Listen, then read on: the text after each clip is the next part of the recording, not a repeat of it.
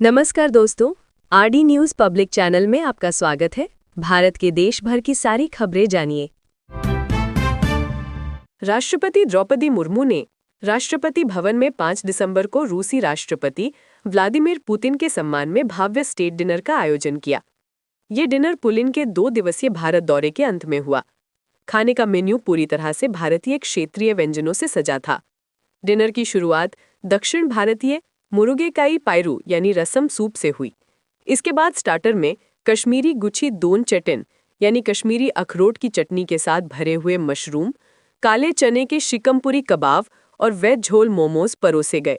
Main course में Putin को veg थाली परोसी गई, जिसमें भारतीय 14 साल के बल्लेबाज वैभव सूर्यवंशी साल 2025 में देश में सबसे ज्यादा सर्च किए जाने वाले पर्सनालिटी बन गए हैं। वहीं दुनिया भर में वो छठे सबसे ज्यादा सर्च किए जाने वाले पर्सनालिटी रहे हैं।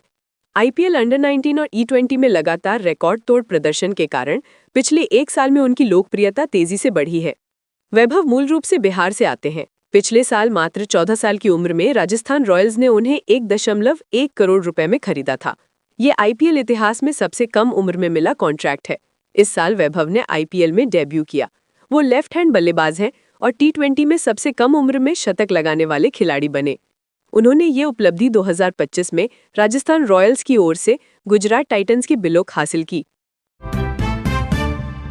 आम आदमी पार्टी यानी आप के राष्ट्रीय संयोजक अरविंद केजरीवाल ने कहा है कि यदि एक दिन के लिए पुलिस हटा दी जाए तो गुजरात में भाजपा वालों को किसान दौड़ा दौड़ा कर मारेंगे और जीना हराम कर देंगे। गुजरात के सुखनगर जिले के चंटावच गांव में किसान महापंचायत को संबोधित करते हुए केजरीवाल ने भाजपा पर तीखे हमले किए। किसान महापंचायत का आयोजन आम आदमी पार्टी की ओर से किया गया था। किसान महापंचायत का आयोजन किया गया। दिल्ली के पूर्व सीएम ने कहा, 30 साल से किसानों ने भाजपा को वोट दिया, भर भर कर वोट दिया। 30 साल से आपने इसलिए वोट दिया कि हमारे बच्चों को जेल भेजेंगे ये लोग। भाजपा ने बहुत मलाई खा ली है, अब इन्हें लूटने नहीं देंगे। हिसार। सिरसा में शेयर मार्केट में मोटा मुनाफा कमाने के नाम पर ठगी मामले में 1 साल बाद आखिरकार पुलिस ने गुजरात से आरोपी को पकड़ा है। साइबर ठग ने सिरसा के व्यक्ति को शेयर मार्केट में 7.40 लाख रुपए का इन्वेस्ट करवा दिए और 200% मुनाफा कमाने का लालच दिया था। शुरू में मुनाफे के पैसे डाल दिए लेकिन बाद में नहीं लौटाए। जब ठगी का पता चला तो पुलिस की शिकायत दी। साइबर थाना पुलिस ने करीब साल भर का समय बीत जाने के बाद ये कार्रवाई की है। अभी शिकायतकर्ता के शेयर मार्केट में इन्वेस्ट की रकम भी नहीं मिली है। पुलिस ने गुजरात के जिला बनासकांठा धुआं निवासी और हाथ हिमालय कॉलोनी हिसार को गिरफ्तार किया है। आरोपी को कोर्ट में पेश कर रिमांड पर लिया है। पूछताछ के दौरान आरोपी से ठगी की राशि बरामद की जाएगी। इसमें जो भी संलिप्त मिलेगा उस पर कार्रवाई की जाएगी। सिरसा निवासी व्यक्ति ने बीते वर्ष दिसंबर माह में पुलिस को शिकायत में बताया था कि बीती 10 अक्टूबर 2024 की मध्य रात मोबाइल नंबर से उसके पास मैसेज प्राप्त हुआ। उसमें लिखा था कि ऑनलाइन ट्रेडिंग कर 200% का मोटा मुनाफे का लाभ कमा सकते हो। आपको लाभ प्राप्त होने पर आपसे 20% की राशि लेकर बाकी राशि आपको दे देंगे। पीएम मोदी शुक्रवार को सरदार वल्लभ भाई पटेल की 150वीं जयंती के मौके पर गुजरात पहुंचे। उन्होंने नर्मदा जिले के एकता नगर में सरदार पटेल की 182 मीटर ऊंची प्रतिमा यानी स्टैच्यू ऑफ यूनिटी पर पुष्पांजलि अर्पित की। एकता नगर में राष्ट्रीय एकता दिवस परेड का आयोजन हुआ। पीएम ने कार्यक्रम को संबोधित करते हुए कहा, सरदार पटेल पूरे कश्मीर को भारत में मिलाना चाहते थे, लेकिन तत्कालीन प्रधानमंत्री जवाहरलाल नेहरू ने ऐसा नहीं होने दिया।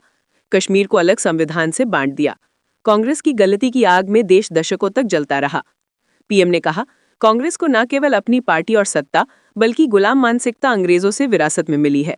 जब अंग्रेजों ने 1905 में बंगाल का विभाजन किया तो वंदे मातरम राष्ट्र की एकता और एकजुटता की आवाज बना। अंग्रेजों ने वंदे मातरम पर प्रतिबंध लगाने की कोशिश की, लेकिन कभी सफल नहीं हुए। मोदी ने कहा, जो काम अंग्रेज नहीं कर पाए वो कांग्रेस ने कर दिया। कांग्रेस ने धार्मिक आधार पर वंदे मातरम के एक हिस्से को हटा दिया। इसका मतलब है कि कांग्रेस ने समाज को विभाजित किया और ब्रिटिश एजेंडा को आगे बढ़ाया।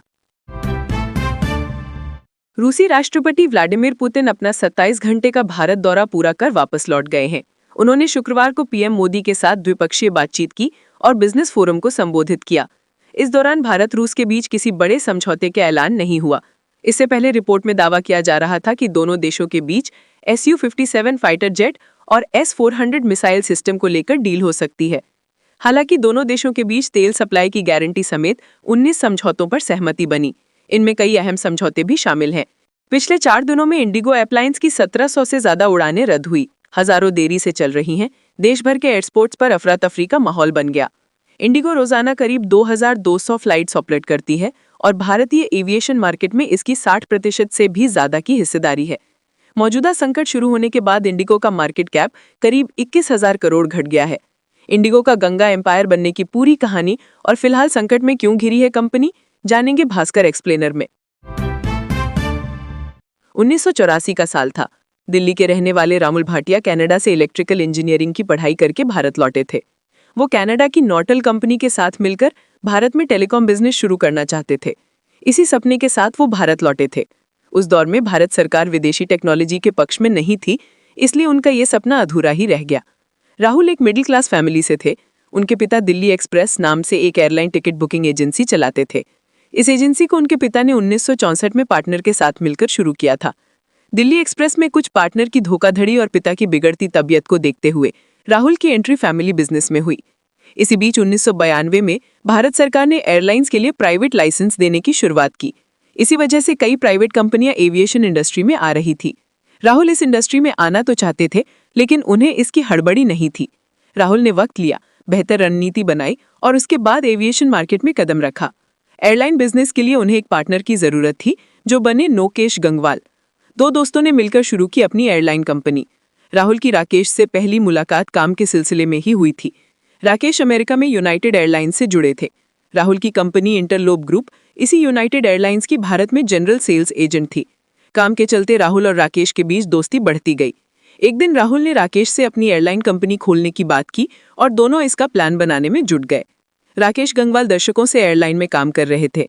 उन्होंने IIT कानपुर से मैकेनिकल इंजीनियरिंग और वार्टन से MBA की पढ़ाई पूरी की थी। 1994 में गंगवाल एयर फ्रांस के एग्जीक्यूटिव वाइस प्रेसिडेंट बने, जिसके 4 साल बाद 1998 में उन्हें US एयरवेज का प्रेसिडेंट और CEO बनाया गया। 2 जनवरी 2024 को शाम करीब 5 बजे का वक्त था। गुरुग्राम के एक होटल में 27 साल की मॉडल दिव्या पाहुजा की गोली मारकर हत्या कर दी गई थी। शुरुआती जांच में घटना सिटी पॉइंट होटल के कमरा नंबर 11 में होने का दावा किया गया। हत्या का आरोप अभिजीत पर लगा। अभिजीत ने पहले पुलिस को बयान दिया था कि दिव्या 30 लाख रुपए की डिमांड कर रही थी। उसने पैसों के साथ गुरुग्राम के होटल में एक लेस्बियन पार्टनर की डिमांड की थी। इसी से नाराज होकर अभिजीत ने दिव्या को गोली मार दी। फिर दोस्त चलराज और होटल स्टाफ की मदद से लाश नहर में ठिकाने लगा दी। अब इस वारदात के करीब 2 साल पूरे होने वाले हैं। मॉडल की बहन नैना पहुजा अब मां सोनिया पहुजा अब अभिजीत पर हत्या के आरोप से पलट गई हैं। दोनों ने गुरुग्राम कोर्ट में बयान दर्ज कराया है कि उन्हें दिव्या की हत्या का शक गैंगस्टर संदीप गाडोली के परिवार वालों पर है, लेकिन पुलिस ने इस एंगल से जांच ही नहीं की।